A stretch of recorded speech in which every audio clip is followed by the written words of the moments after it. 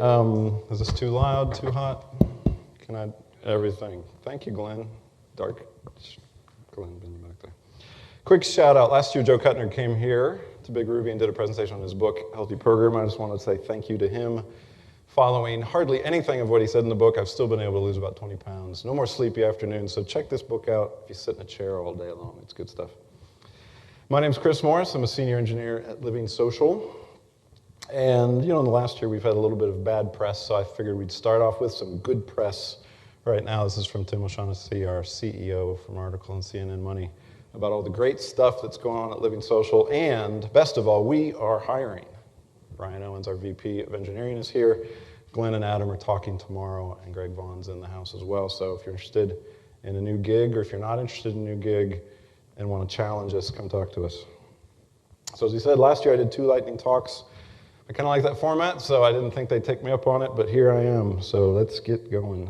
So my first talk here today is to really encourage you as a developer to build things for yourself, not just for your end users. I'm surprised how often I'll see myself or other developers I'm working with doing a lot of repetitive manual labor in the act of creating automation. So a little background on my gig. Last summer I took over as tech lead on our payment systems, which is primarily credit card, but PayPal and some other things. Our core payment systems does about 1.5 million API calls a day, credit card transactions upwards of 150K. As well, the system's structured to be able to handle some of the big sales days we've had in the past. It's a big system, not terribly big. So, and it's fairly mature code base as well. So most of what my work entailed when I took this over last summer was doing production support. Due to PCI regulations, we can't have everybody in engineering on production consoles and databases and whatnot. So I got to do a lot of lookup stuff to help people out with crazy cases. So what I want to show you here is kind of a brief evolution of some of the console tooling I've built out. None of it's particularly impressive necessarily, but I wanted to share it just in case it was some inspiration to you as well. Use the computer you have in front of you. So here's your standard Rails output here. Don't worry, Ryan, this isn't production data. And a little difficult, you know, to grok that. So after iterating on a few different things over a while, I was able to get that down to this. So one of the first things I did was to use pry. Pry may be one of those things you've heard about for a long time, like I had, but had never really used.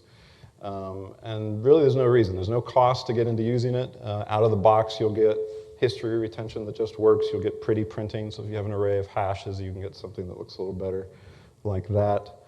And it's got a wonderful, massive tool set underneath that. So once you use it as your console, you can, you know, you're brain dead, type help and learn a bit more about it.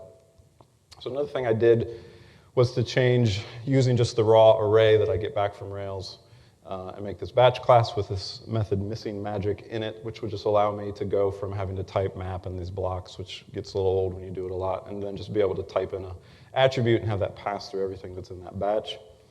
Another thing that helped was adding a named constructor on this, because those finder methods you can't autocomplete, so having something like this in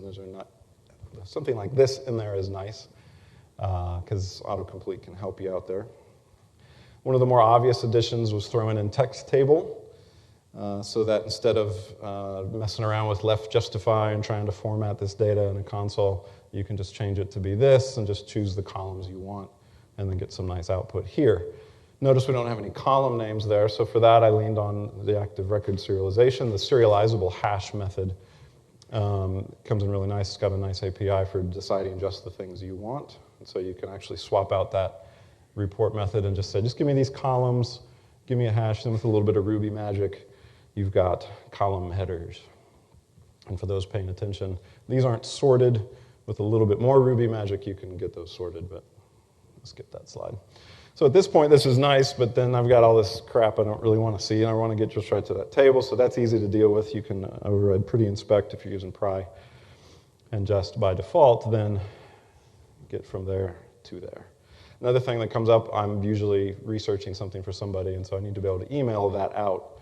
And rather than going through Action Mailer and all of its stuff, you can just dive straight down to the mail gem and send out a quick little email message like that. I've also built out some similar batch functionality for Braintree, our credit card gateway. We love them. They're awesome. And because there are times when troubleshooting, we need to be able to compare our payment systems to Braintree's systems. and even repair transactions, void some stuff if we ever have brief outages or glitchery. So, and what's been useful about that stuff is, I built some of this stuff for myself, but over time, by just investing and iterating on this stuff, I'm able to come back later and either use it in production to solve production problems, or a lot of this stuff we'll be putting up as new endpoints in our API. So people who are in client apps of our payment systems can maybe go into their console and get some of that magic there for themselves. Real quickly, another thing that I've been working on. When I first came in there, we didn't have ready access to Splunk or one of the other log aggregators that we use. So really it was just shell scripting SSH greps out into machines across our environment. So I've built out a Thor command line script that I can use to go across all of our machines to get stuff out of there. It's got some of the typical options that you can just pass through to grep. And here's some of the scrubbed output from that. But on top of that, then, we output a lot of diagnostic stuff in each request, and so that creates kind of a lot of lines that interleave. So I've got a chunker in there that will parse those out, marshal all of those requests out to a file, and then with an optional pry command, pop that open in pry, and now I've got an array of actual requests that I can further filter down and further work through. And that actually, now that when I started, I was like, man, I don't have Splunk, and now that I'm done, I'm like, I don't need Splunk, I'm good. So anyway, the point here is really to encourage you to do some of the same stuff yourself. I know sometimes when I'm building this automation, it feels like this. It feels like I'm that guy off on the side building the condiment passer. But as long as you iterate and release often, you can build big things with a lot of small steps, and it will definitely save you at least some time and probably come in handy in production later. The end of part 1. No. Please hold your applause until all the lightning talks have come to a complete stop. All right, my next talk, I don't want to brag too much. This one's scored me some accolades in my time. I also gave this talk at a job interview for Relevance, and you can see how that went. To be fair to JB, what he was commenting on, he was actually right. Anyway, a little bit of a background story. So Living Social acquired a company in the Middle East. If you want to do business in the Middle East, apparently you've got to pay attention to the large percentage of the population who still wants to use cash. And that's fine if you're shipping out product, which we do now these days, but for the most part we didn't. So we were literally shipping pieces of paper to people's doorsteps so that we could collect cash. So Glenn Vandenberg and I worked on a system that we needed to use internally for that. And so Glenn spun up a Rails app, and we called it, actually he called it Codmonger, which I thought was a funny name, and threw Factory Girl in it. So here's a very simple compressed view of the Factory Girl fixtures. We've got customers who have addresses, customers who have purchases. Each purchase has a collection, and the collection has a state machine that it goes through to run all of it through the collection stages. And so we got into production pretty quickly because we only had a few internal staff using it at that time. And so while working on it, I started with this RSpec that we needed. The details are not important. You can just see that right up here, I'm asking Factory Girl to give me a collection. And then I run the spec, and then it fails for this reason. And if we dig into the collection, it's actually pretty straightforward. We just needed the collection to have a purchase so we can access the customer, but there's no purchase. And when I went back to the Factory Girl code, that made me wonder, what the heck's going on, man? Just asked you to do that. So it wasn't the first time I'd run into some funky edge cases with Factory Girl, and I'd heard some good things about Machinist, so I actually just scrubbed it all. Switched over to Machinist. Same RSpec. We've got Machinist in their place. And same error, and same conundrum. What the heck is going on? Now, if you're like Hacker Gorilla, you may be asking yourself, why? If you're me, though, I don't care, frankly, at this point, because I know that I can just do this myself. So I ripped out Machinist and Factory Girl. Now, this isn't quite as sexy. It's not a DSL syntax and all that. And it's a few more lines of code. But guess what? It works. So anyway, the bottom line on this for me is okay, well, Hacker Gorilla still wants to know why. So we'll look at why. It took a while to dig through some of the internals to get at this. But basically, what's going on here is Factory Girl and Machinist are instantiating the active record in 2 steps. So it's making it first, and then it's going through the trouble of assigning the attributes. Well, we had an edge case in this case. because our collection was using an initialized block on state machine that needed there to be a purchase in it. Now, this worked in production, but dealing with Factory Girl, and I know this is an edge case, and perhaps I'm picking on Factory Girl, but when I'm trying to figure out what's going on, this is one of the stack traces I'm faced with. I mean, there's 3 method missing calls. I mean, this looks like a word cloud from Java code. So kind of the bottom line for me is active record's hard enough. I don't need your freaking DSL on top of it, okay? Yeah. Hello, Ernie Miller, author of Active Record DSL Squeal. I apologize. I think he forgives me. You know, Ernie's a good guy. Why don't I stand up and we can give Ernie a big Friday hug? I got my camera right here. Just kidding, it's Thursday, forget it. So anyway, if we compare my home-rolled version back over to Factory Girl, again, it's more lines of code. It's a little less syntax, but it's kind of clean. This is a pattern that I've started using myself. Basically just having a base fixture with a create method that calls out to new, and then for address, customer, purchase collection, they just have a new, and really all of the same code is in both versions because really that code is focused on your domain, not on the action of creating this stuff. And this stuff is also easy to debug into because unlike some of the DSLs, they have to do all their stuff at initialization time. On top of that, I mean, the source of the DSL is about 1 step removed from the runtime insanity that it's setting up on you. So you kind of lose the benefit of it being open source. So what about Mocks? This part of the talk is subtitled, Not All Expectations Were Satisfied. I'm going to pick on Mocha for just a little bit here, because it's not Mocha's fault that our purchase active record has that many fields. But when I first ran into this, it didn't word wrap, so that was not the most helpful error message in the world. And then this one here, I mean, this is just kind of like the drunk guy at the party who's been drinking who knows what, and then he goes for that piece of shrimp that's been sitting out on the buffet for 8 hours, and he puts it in his mouth, and then he just all over the floor. And you've got this crime scene. He's like, I don't know what went wrong, but you know, good luck and figure that out yourself. Mocha's nice, it's clean, you can do this, but other things are nice and clean too, like just using structs, or if you don't like the separation between attribute name and value, you can use open structs, keep those things together. That's also nice and clean. You may be thinking, well, that's just a data object. What about behavior? Well, occasionally you can do some fun Ruby hacks by just defining a method on an instance if you've got a short little test, or, gosh forbid, use a class. So really, in this whole rant about doing it yourself versus using someone's gem, this is really the larger issue that we run into a lot of build versus buy. And my point is that when you're choosing buy, which is sometimes a valid choice, just know that you're trading in familiarity and transparency with what you're doing. We all build things. It's okay for us to build some custom stuff. Besides,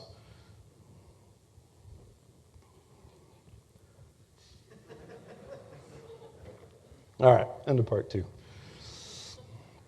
So track your big stuff. As I've mentioned, in addition to payments work, I've done some internationalization work, which came in really handy when I needed to make this slide for my Rails conference talk. So in our main monorail app at Living Social, which actually has been on a good diet, I think it's lost more weight than I have. At the time we were looking at this, we had about 2,500 translation keys, and we knew through some static analysis we only had about half of them in use. And we tinkered with using Ripper, which has got some cool stuff, but it just gets complicated fast when you're doing interpolation of key strings. So we took a look at doing this at runtime. And the biggest concern doing this at runtime is some of our requests have a lot of translate calls. And so we don't want to be writing off to a log or Redis 76 times a request and risking the performance hit just so that we can save a little stuff. Because it's not that big a deal to have that many keys in your app if you're not even using hardly any of them. But anytime we want to go into a new market and we've got to do all that translation work, that's when we start losing money.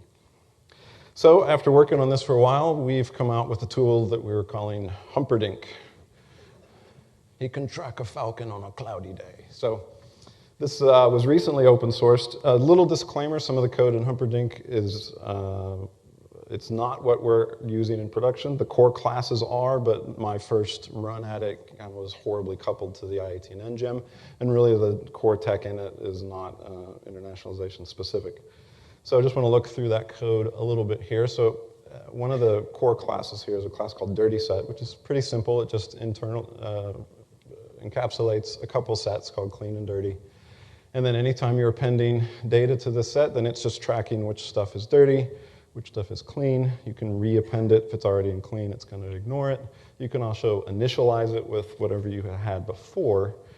And so it's just kind of geared towards efficiently tracking only stuff that hasn't been tracked before.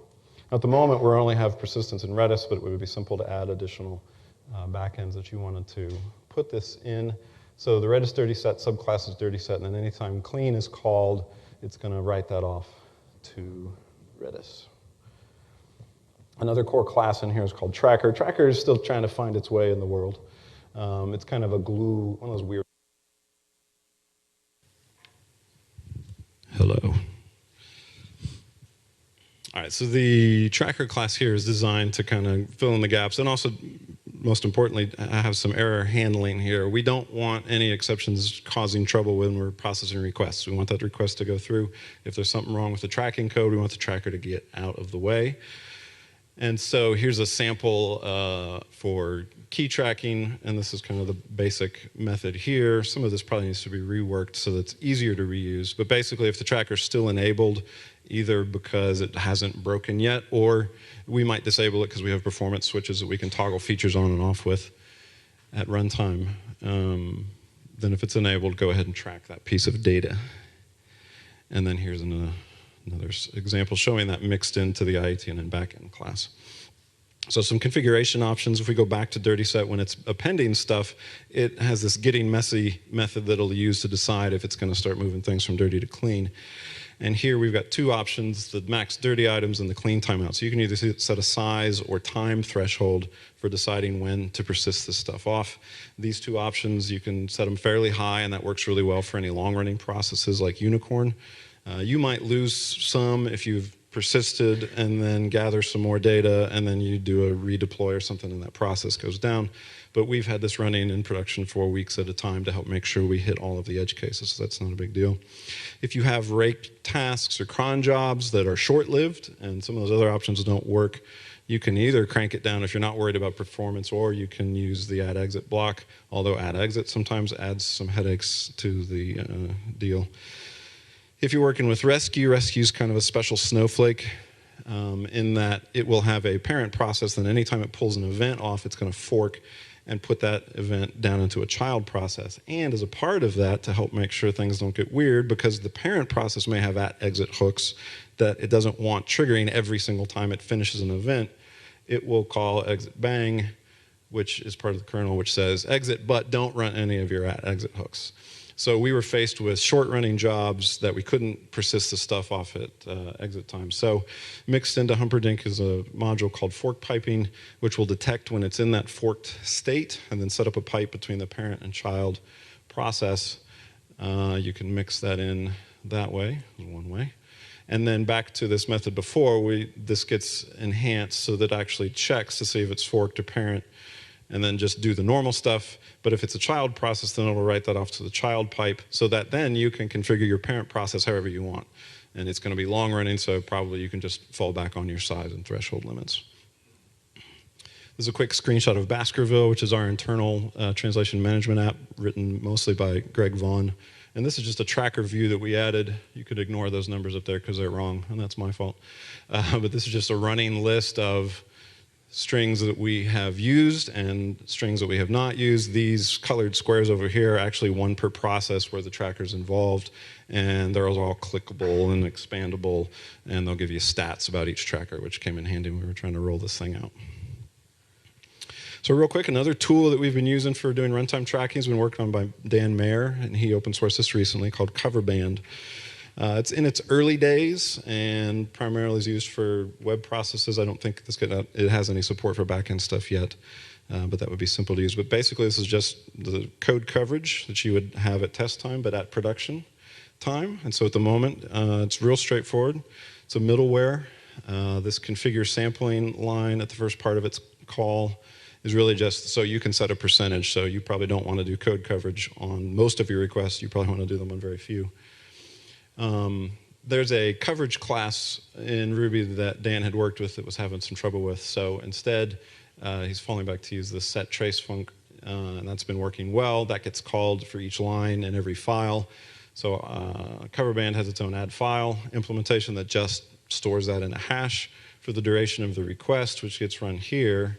And then for report coverage, it just dumps that hash back to Redis. And when you're done, then since this is all on Redis on the back end, you can go grab that whenever you want. And Dan's written some code that'll output in the simple cov report format, so you can get code coverage from production. And it's actually pretty simple. So that's, again, been open sourced recently. I suggest you check it out. It's an awesome tool. That one actually is Dan, so I just point that out. Any bonus points for anybody who knows what band that is? That's a shame. I had a joke tied to that, so never mind. All right. So to wrap up, my last talk's a quick stroll through a whole bunch of different analogies that I've kind of collected. I'm a nerd, so I like to collect these kinds of things in my homegrown wiki, which I wrote in Ruby 1.6 and is now hosted as a Rails 4 engine. It's a real Frankenstein of technology. It's awesome. So anyway, if we're going to talk analogies, we got to start with an obvious one, and that's the construction analogy. Now, many of you may be groaning. Many of you hate this analogy, probably because we frequently use it to shame ourselves. Anytime something goes wrong, we're like, you know, those construction guys have got this stuff all figured out. I don't know why we can't get our stuff together.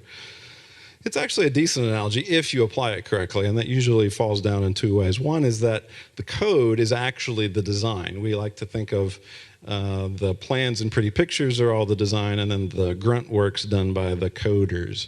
This concept, as far as I know, was first introduced in a C++ journal article called What is Software Design back in the 90s. And then Glenn has a great talk called Real Software Engineering, where he does a deep dive into all this, so I highly suggest you check it out. And the other problem here is that we kind of presume that the construction industry is awesome when in fact they struggle with the same kinds of scheduling stuff that we struggle with as well. Back in 2002, Mary Poppendike went to a construction seminar on like how to do master planning and told them, she's like, yeah, I'm a software developer because we've been told that you guys have this all figured out. And they like nearly laughed her out of the place. So just two of the common problems they run into is materials that are waiting for workers or workers that are waiting for materials. And while we probably have less of that kind of issue, although I'm sure a lot of us have spent time sitting at a desk waiting for a computer or waiting for some server to be spun up, they have the same kind of problems as well. The Prague guys prefer to the construction analogy that of a garden. Say with a garden, there's a constant assumption of maintenance. Luke Holman goes on with this. He says, there is an overall plan, but the result requires more tending. And why does software require tending? Well, things shift. If you think about all the gems we use, all the tooling, databases, OSs, they all need upgrades. They all need security patches. Our hardware will fall down. We're renting clouds and whatnot. And so we have scaling issues, and all those things shift the landscape, so it makes it unpredictable. That's one of the reasons I think people like the construction analogies. They think, well, that building's done. We don't have to do it anymore, but we all know when we write software, the thing's only begun. Of course, with buildings, too, they actually go through that as well. So Jim Highsmith prefers the analogy of climbing to help bring in the notion of risk management. He says, in climbing, one continually evaluates the margin of safety, matching the objective and current conditions with the climbing team's capability. Bill Tuccio likes the analogy of flying. The overall flight plan is important, but the exact route to be followed cannot be defined due to changing conditions. In fact, certain conditions can't be known until you're underway. And if you delay in an effort to acquire requirements that are so absolute that the path is completely defined, you'll never depart. Test-driven and refactoring is a lot like working in a professional kitchen. Michael Feathers wrote about this back in 2005 after watching some of these cooking shows on TV.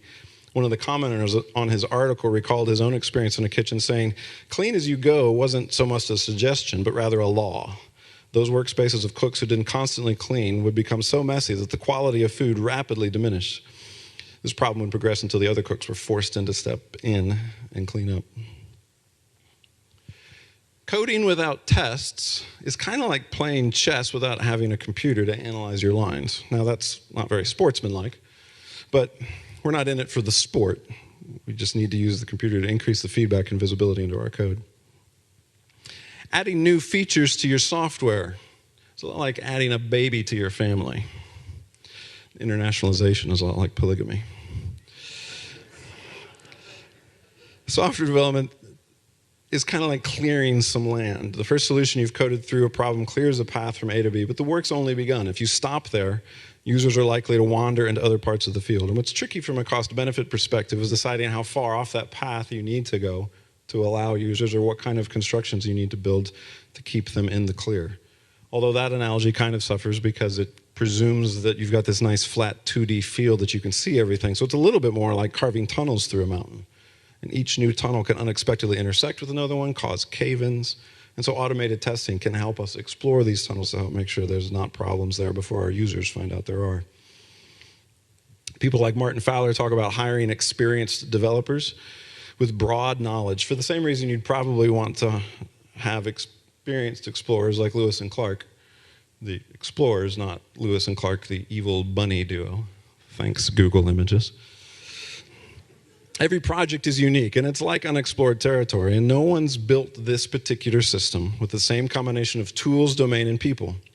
So the process of exploration is going to yield unknown obstacles, and you need people who know how to adapt in the face of the unknown. This also reminds me of a great answer that was given on Quora by Michael Wolff to why software estimates can be often off by a factor of 2, 3, or more. He uses the analogy of planning a walk from San Francisco to LA. And when you start at a high-level Google map, you think, yeah, I can probably knock that out in about 10 days. Then you start off on your first day, and then you realize, the map's got a lot more contours in it. But then, of course, you meet actual reality, and you think, that's nothing like what's actually on the map. This is a nut processor from a farm in Banks, Oregon. And I think it may capture what we do the best. We're not operating machines like this. We're designing virtual ones. We're map-reducing raw data into the stuff dreams and hopefully profit are made of. Anytime we want to make a change to our systems, even a small one, we're potentially affecting the flow of a lot of nuts, and no one wants to be sweeping those things off the floor. So we're almost done, but there is one more ultimate analogy that we can mention, and that is the meta-analogy. That developing software is like creating an analogy. We're modeling reality in our own virtual world of nerd awesome, making things that are like other things. Is that too much? Yeah, I think so. So, the secret of comedy, timing.